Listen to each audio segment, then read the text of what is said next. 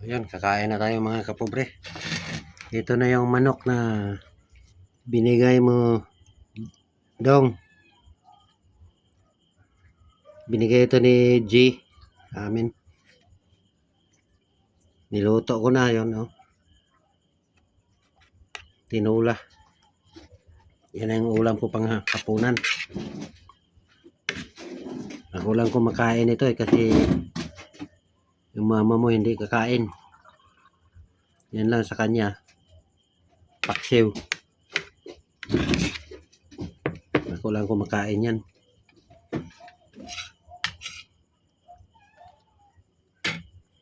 Kain na kayo mga kapobre. Manok Bisaya. Hindi marunong magtagalog to eh.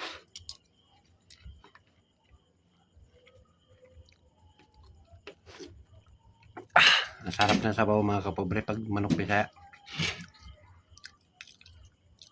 Ano to pagkaluto ko, sinangag ko muna bago nilagyan ng sabaw. Kaya walang langsa. Ang lalaki ng hiwa kasi wala kaming itak. May kutsilyo kami, maliit. Maliit yung kutsilyo, kaya sa ano ko na lang pinagputol-putol. Sa mga kasukasuhan.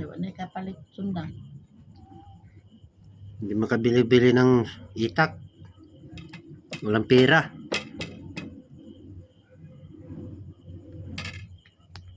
Yan, ulam niya oh.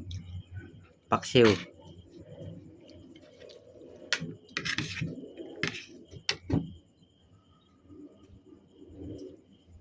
Thank you for watching.